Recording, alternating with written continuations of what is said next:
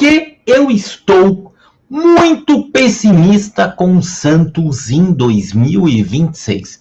Eu sou o Rafael da Dona Lúcia, se inscreve no canal, deixe seu like aqui no vídeo. E eu gostaria muito de falar com vocês sobre o porquê o meu pessimismo para o Santos de 2026. Então vamos lá. O Santos termina o ano com 3 vitórias seguidas, faz 9 pontos naquela reta final de Campeonato Brasileiro. E são 3 vitórias que, se a gente olhar, e as 3 por 3-0. Então o Santos vence o Sport, vence o Juventude e vence o Cruzeiro na Vila Belmiro. E o Santos consegue até uma vaga na Sul-Americana com essas vitórias. Só que assim, se a gente pega essas 3 vitórias, foram 3 vitórias que, cara, são adversários extremamente tranquilos naquele momento. Por que que eram adversários tranquilos naquele momento? Porque, primeiro, a gente tem um Sport, que talvez seja um dos piores times da história do Campeonato Brasileiro de pontos corridos, que já estava rebaixado há muitas rodadas. Pega um Juventude em Caxias do Sul, também já rebaixado, já não tinha o que fazer no campeonato. E pega um Cruzeiro, já pensando na quarta-feira, que tinha jogo decisivo da Copa do Brasil, e o Cruzeiro já tinha assegurado a sua colocação no Campeonato Brasileiro, e nada mudaria na tabela para o Cruzeiro naquele momento. Então, assim, são 3 vitórias que, ao meu ver, meio que iludiram parte da torcida do Santos. Obviamente que nesses 3 jogos nós tivemos a excelente notícia do Neymar. Isso bom, porque realmente é um Santos com Neymar, outro sem Neymar. E esse também é um dos motivos do meu pessimismo.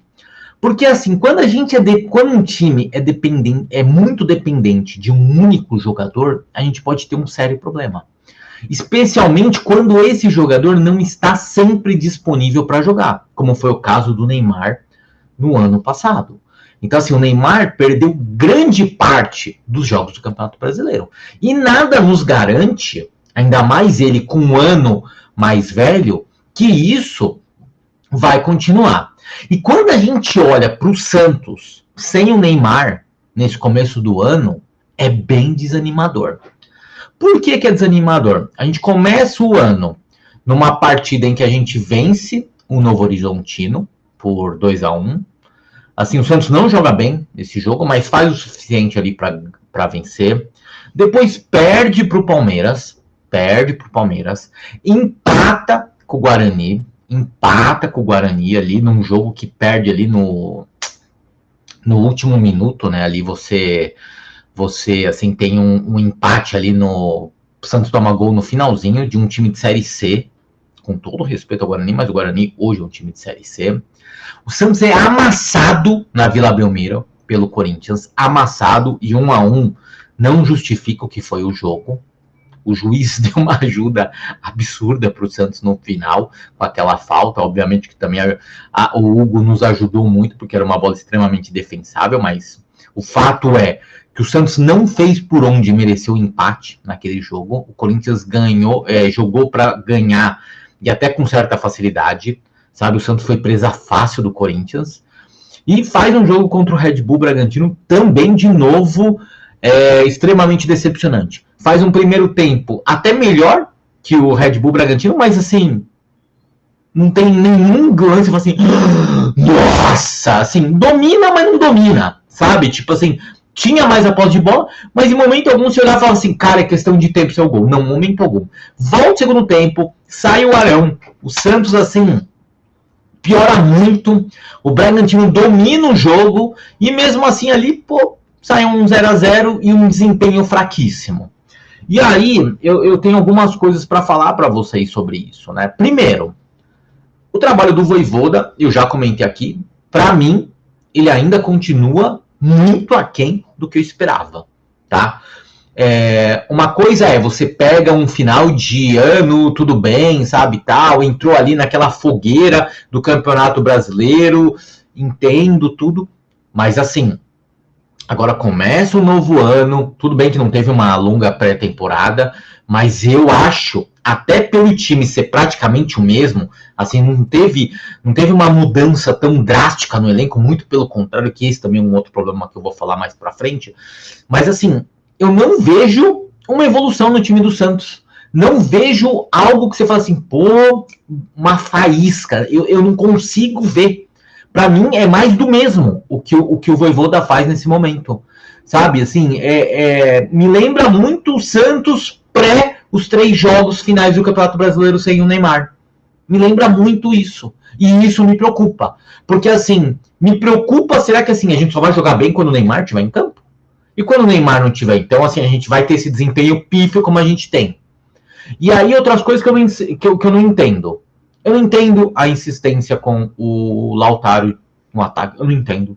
Eu juro que eu não entendo. Assim, cara, não dá.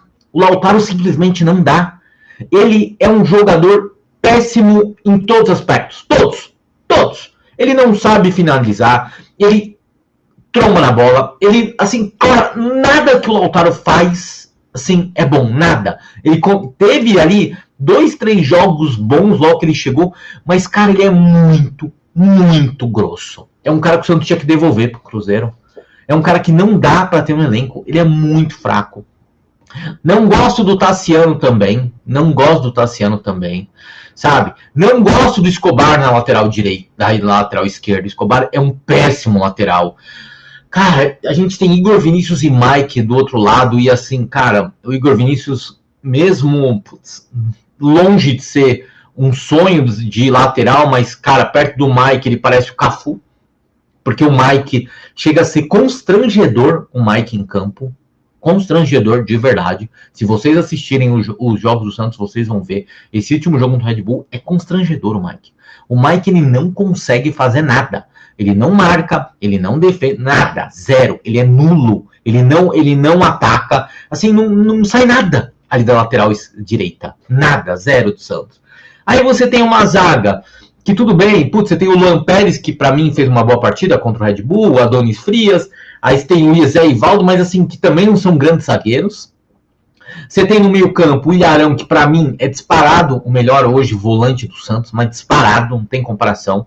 Ele pra mim, junto com o Neymar, foram ali como que eu posso dizer, não, assim, foi quem acertou o time do Santos ali na reta final. Então você tem o Ilharão, e aí você tem o João Schmidt, que termina o ano bem, ali fazendo uma dupla com o Ilharão, mas volta esse ano péssimo. Você tem o Zé Rafael, que também não joga bem, não tá jogando bem, não fez uma reta final de Campeonato Brasileiro do ano passado, e era um cara que eu tinha elogiado muito a contratação, mas que também caiu muito de rendimento ao longo do ano. E você tem, assim, outras peças que também não colaboram. E aí você tem o Roleiser, que, cara, é um cara que eu fui totalmente a favor da sua contratação, fiquei feliz pra caramba, mas assim, até o momento não demonstrou o investimento que a gente fez nele, e tantos outros jogadores que, cara, que simplesmente não desempenham. O Cabadeiro, quando entra, não joga bem, e é preocupante quando você vê que a gente tem um plantel que poucos jogadores, você olha e você fala assim, cara, esse jogador seria titular em mais de 10 times do Campeonato Brasileiro. Não tô falando em todos porque, cara, Flamengo, Palmeiras, próprio Cruzeiro estão em patamares diferentes hoje do Santos. Mas você olha alguns jogadores e fala assim, cara, acho que esse aí não seria nem reserva de Série B. E aí você perde o Guilherme, que, cara, era um jogador bem fraco. E aí você, pro lugar dele, tá trazendo o Rony. Que você olha, você fala assim, cara, você olha os atleticanos, os caras soltando fogos de alegria por conta disso. E aí você fala, cara, é o Rony que vai resolver? Aí você tem o Gabigol, que no meu modo de ver, é um jogador que se municiado pode render bem, se tiver ali, se receber bolas, sabe, tal, não sei o que, pode, mas também, eu acho que ali o Gabigol, você tem 2 problemas. Primeiro, que não é mais o Gabigol de antes, e segundo, que cria um pouco para ele. Então, assim, são 2 detalhes muito complicados, mas eu acho que é um cara, que não é um cara hoje que compromete o time, o Gabigol. Não é. O Santos tem problemas muito maiores. Então, assim, o Santos, é o que eu falo, o Santos precisa resolver a lateral esquerda, precisa ter mais, pelo menos mais um atacante que não o Rony, precisa ter mais um meia, precisa ter mais um volante, sabe, para jogar do lado do Ilharão. Então, assim, quando a gente olha para o Santos de 2026, cara, eu vejo um Santos como eu via no Campeonato Brasileiro sem o Neymar. Um time, cara, que não cria, um time que não joga, um time que é facilmente dominado por alguns adversários, como o Santos foi dominado. Se vocês lembram, se vocês têm uma memória boa, o Santos contra o Inter, quando faz 1-1, que faz um golaço do Barreal, cara, o primeiro tempo era para ser uns 8 pro Inter. O Inter humilha o Santos naquele jogo. Humilha.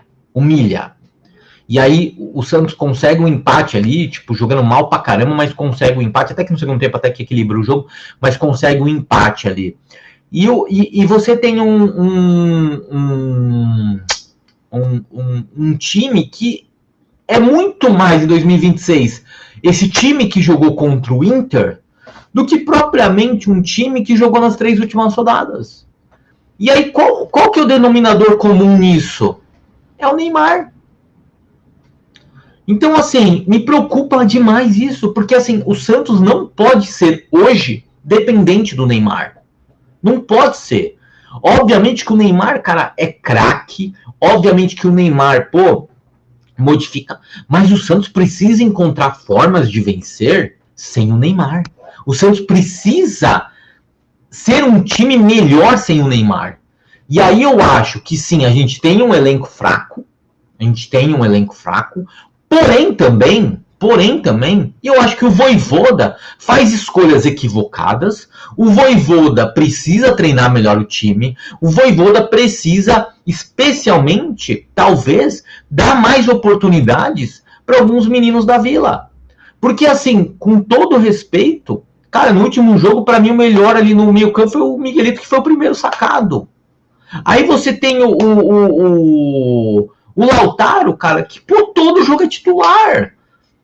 Sabe? O Robinho Júnior, que só entra aos 85. O Matheus Xavier, que só entra no final do jogo. Cara, por que não dá? Cara, de verdade, porque assim, se você falar assim, não, o Lautaro é grosso, mas, cara, todo jogo ele tá metendo gol. Eu ia falar, cara, tudo bem, é grosso, tal, não sei o que. Mas não é o caso. Então por que você não tenta dar passagem para um menino da base, cara? Por que você não dá oportunidade para alguém? Porque assim, cara, eu não sei se vocês viram, cara, tem um... Cara, olha o lance do Tassiano contra o Corinthians, que ele tenta dar uma bicicleta, cara. É constrangedor, cara. É constrangedor. Com todo respeito, é constrangedor. Aí você tem Tassiano no ataque, custou mais de 30 milhões, que, cara, não joga nada. Ah, fez o gol contra o Cruzeiro, fez o gol contra o Novo Horizontino, mas é fraquíssimo. Não custa nem um décimo do que ele custou ao Santos. Aí você tem um Lautaro que, cara, nada melhora também o time, sabe? É um a menos sempre. A impressão que eu tenho é que o Santos, a maioria dos jogos, entra com 3, 4 jogadores a menos que o adversário, cara. Porque quando você tem Escobar, você tem Mike, tem Lautaro, é 3 a menos, cara. É 3 a menos. Sabe? O Sherman, com todo respeito, cara, o Sherman não pode ser reserva do Mike, cara. Você já viu que o Escobar é um bagre desgraçado?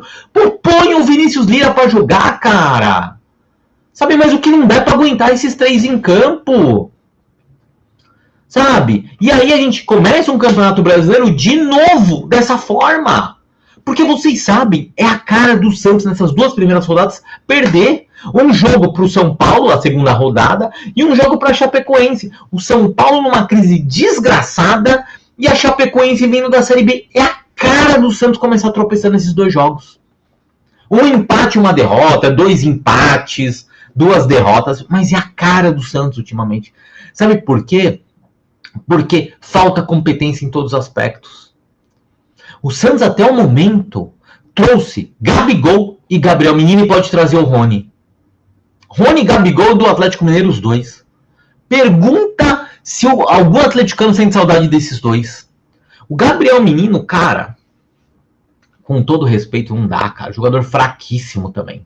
fraquíssimo. Começou muito bem, eu gostava dele no Palmeiras, mas a reta final dele no Palmeiras e a passagem dele pelo Galo, muito ruim. É a mesma coisa o Rony.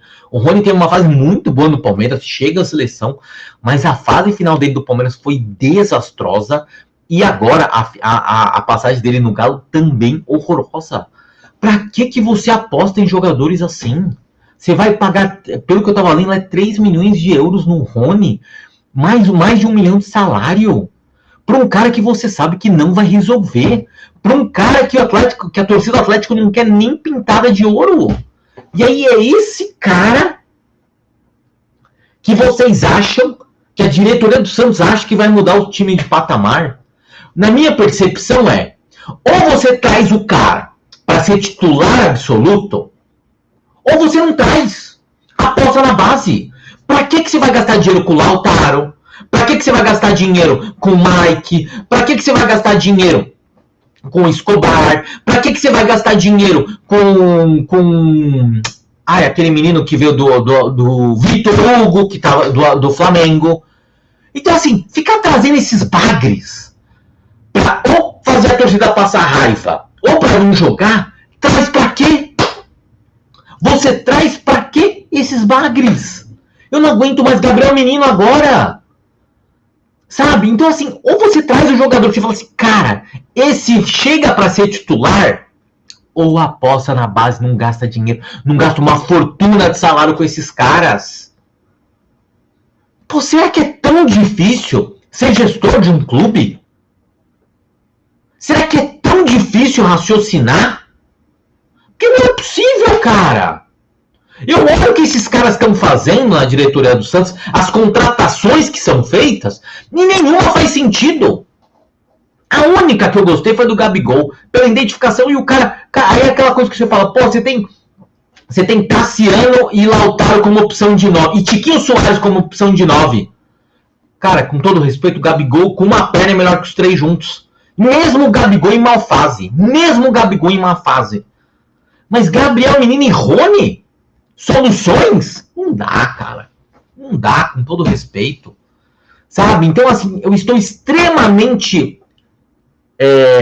decepcionado com o trabalho do Vojvoda. Com a diretoria não preciso nem falar, porque acho que o Vojvoda poderia, sim, fazer um trabalho melhor. A diretoria do Santos não aprende. O Alexandre Matos e as suas contratações que não fazem o menor sentido. Bilal Brahimi, segundo informações aí que foi passando na imprensa, 800 mil reais por mês. Qual é o sentido disso? Me explica.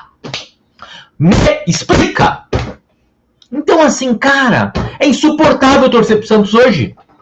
E aí você já começa um campeonato brasileiro pensando,